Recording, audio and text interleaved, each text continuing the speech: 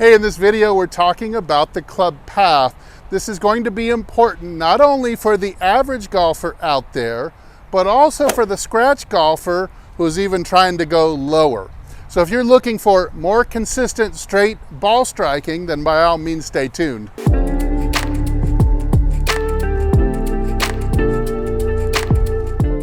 Hey, this is Steve from HitItLonger.com. I'm back and I'm hoping I can make a big difference in your golf game this year. So the club path is one of the 5 essential skills that you must control if you're going to play good golf. Now, since it's only between, say, 20 and 25% of the influence on the starting direction and the general direction the ball is going to head in, it's not the most important thing.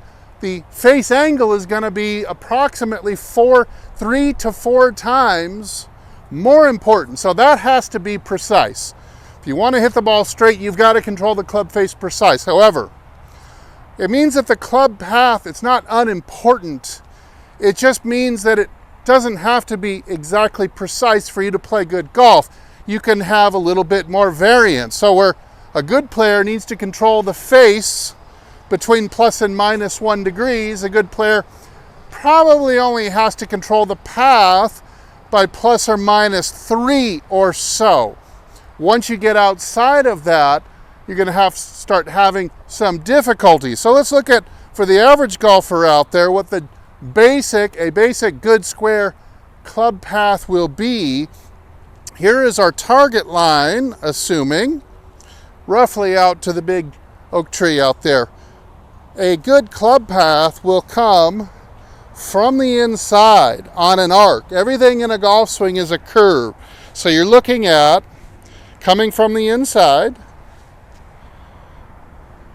and at the moment you're striking the ball, you're moving along the orange stick for that one photograph, and then curving back around to the inside again. So inside to square, and then back to the inside again. That would be a really good square club path, although there's nothing square or straight about it because it is on a curve, so those terms are actually pretty deceiving. Now, the 2 variations on that would be a club path that would be inside to out. So I am crossing the target line with my club, or going inside here, side here, as I go through the ball. That would be inside to out.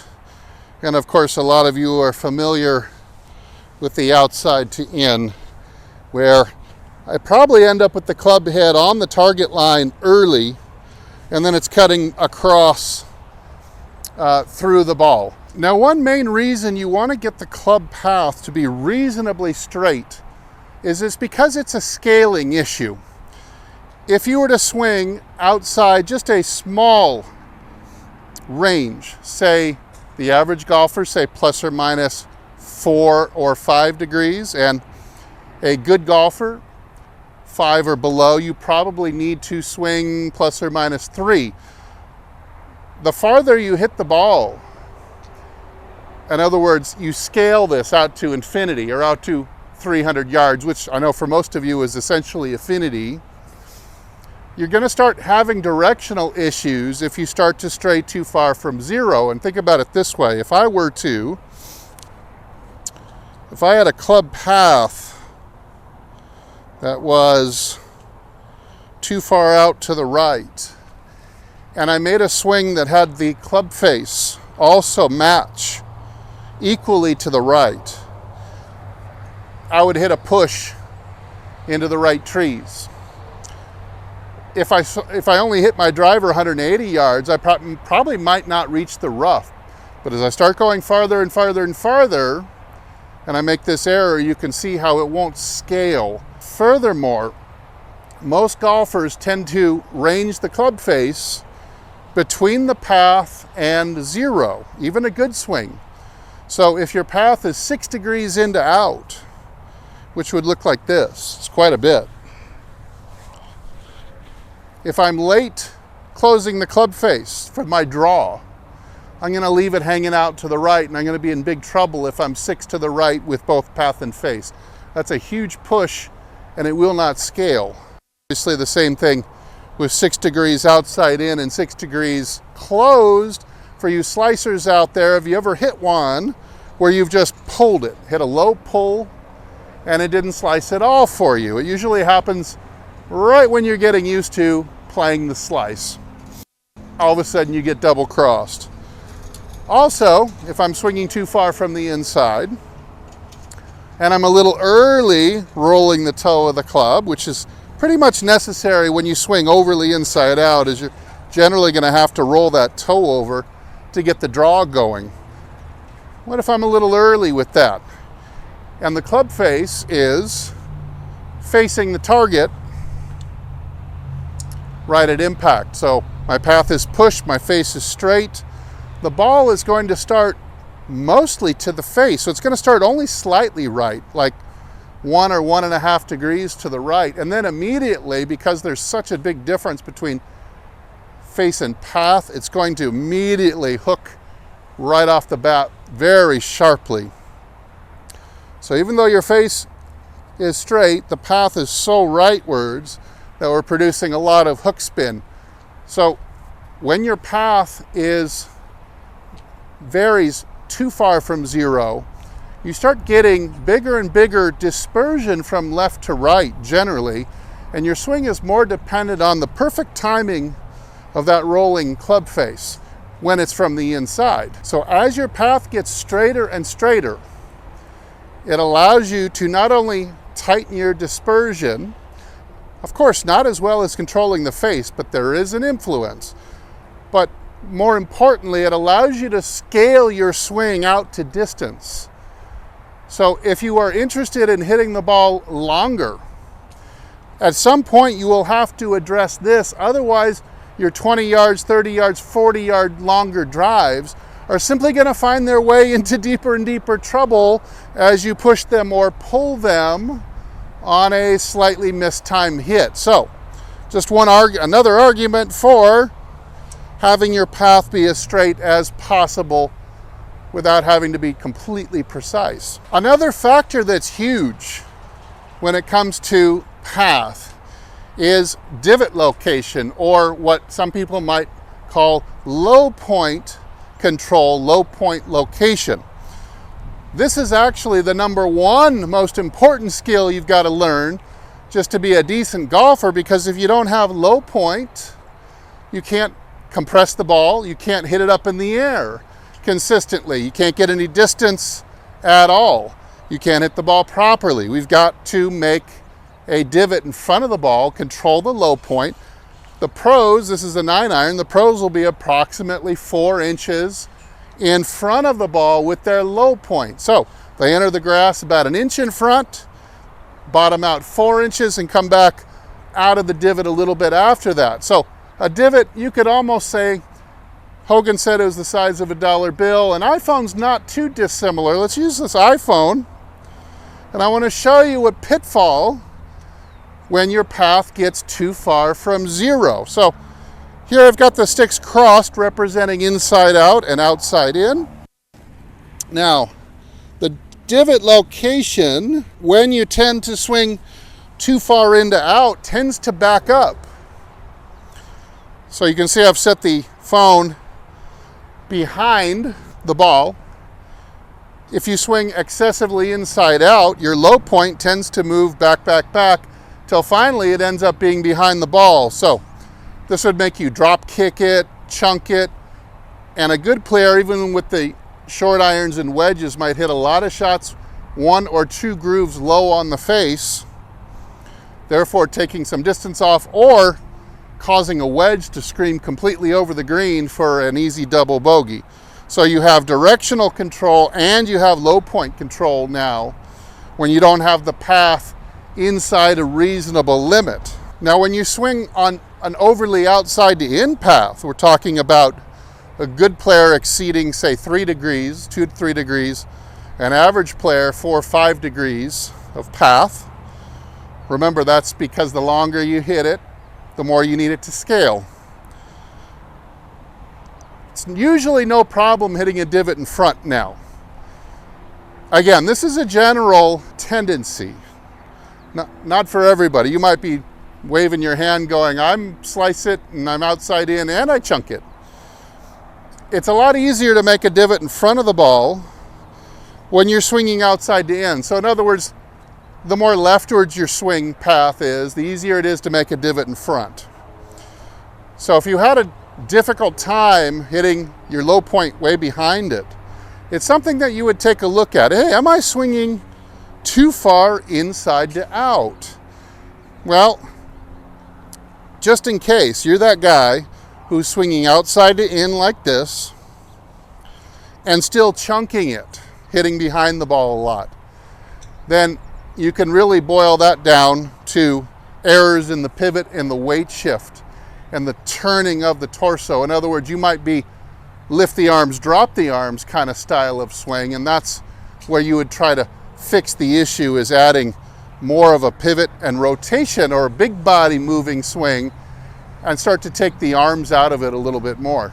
Okay, let's end off on talking about a couple of major myths that club path can help explain, help you.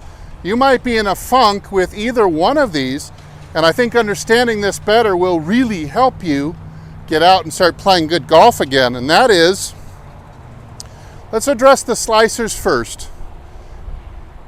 At least 3/4 of all slicers still think that a slice is caused by simply swinging outside to in. And this is completely untrue. Remember, first of all, the path is only about 20 to 25% of the starting direction, but it's mostly that the face of the club is open to that path, giving you that side swipe and that slice spin. What really causes most slices is when the club, not the horizontal, which is the club path, but the vertical component of the swing. In other words, if you swing down and across, it's a lot easier to swing like a straight up and down Ferris wheel, like I'm showing you here. Now, this style of swing certainly will assist in slicing the ball very badly. There are a few other reasons too. Maybe you're not releasing the club head very well, or you're pulling. But just remember that path alone does not indicate that you're going to slice the ball badly. Most people who slice it, half of them don't swing out to in hardly at all, and another 40% swing out to in some, but they're doing something else that ends up leaving the club face wide open relative to that path. So that is a myth that we should bust now. Now, the other one is for the better players, and I've seen a lot of good players will hit what they call pulls. Very important. If you hit pulls, it's probably not because of your path. In fact, your path, it's a good bet that your path is overly inside to out. So what tends to happen, pulls will often come with the drop kick pattern. Just like we saw looking down at the iPhone earlier, if the club face is square, but the path comes excessively into out, the ball is going to start just a fraction right, but you might not see it, because once you look up, the ball's probably 50, 60 yards down the fairway already, and it's already moving hard left. Now with a shorter iron, anything from a 7 to a pitching wedge, you don't curve the ball a ton. A good player doesn't curve the ball, it just goes left. It's going to look like it pulls and hooks a little bit. So good players always call this a pull. They start to assume that their path must be overly left. So what do? They start swinging more and more right to influence that shot, starting more right and not pulling. They want to feel like, oh, if I am pulling it, I must need to feel like I'm going to push it, which only makes the problem worse. You're just screwing yourself into the ground deeper, because now as you start to swing more and more right, you get a bigger face to path discrepancy and the ball hooks even worse. And then it causes you to pursue a circular, you can see a circular effect here of, I got to swing more and out, and they finally scratch their head, why am I pulling everything? If you don't want to pull the ball, get the club face square. It probably, however, means that your club path is overly in to out. This is most good players who hit pulls or pull hooks. They don't have to fix their path. They actually have to swing more left with the club face square, and then they can straighten out that shot. So there's two great myths busted. All right, let's hit one and see if I can create a club path that is reasonably close to zero. Again, if I'm going to hit this out there pretty far, I need to be straighter and straighter with my path. I would like my path to be, say, plus or minus 2 on a stock shot. Let's give that a whirl.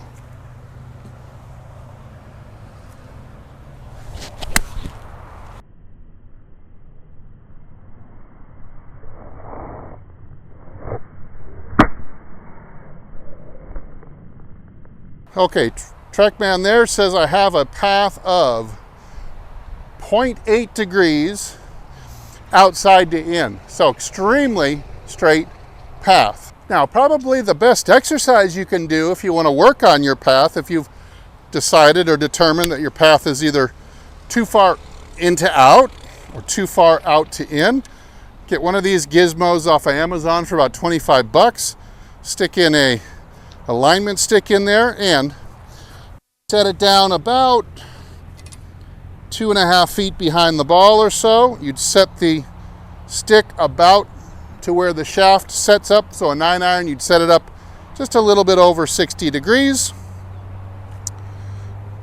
The stick you'd want to be touching the ground almost right behind the golf ball like that. Something like this. Now, if I want to work on my path being more in to out, I swing below the stick. Very softly at first, but here's a swing below the stick. And there's a draw from the inside. I swung more inside to out because I went under the stick. Here would be a swing, and again, you would want to do this very softly just to get the feels. Here's a swing that's outside in. And if I was swinging excessively inside to out and I was hitting pushes and drawing the ball too much and sometimes overhooking or drop kicking it left, I would practice swinging outside to in on the range until I could get a gist of that. So very simple two-way exercise, very versatile. Stick, $1. This is 25 bucks. Very easy for you to work on your path. Okay, so hopefully after watching, you've got some good information on how you're going to control your path, how to spot whether or not your path is a little too far off, and drills you can do to fix it. Hey, thanks so much for watching. I hope after this you'll head over to my website, hititlonger.com, for hundreds of more great instructional videos and products that I'm sure are going to help your game. And as usual, I'll either see you in the next video or I'll see you longer and straighter down the fairway. Everybody take good care.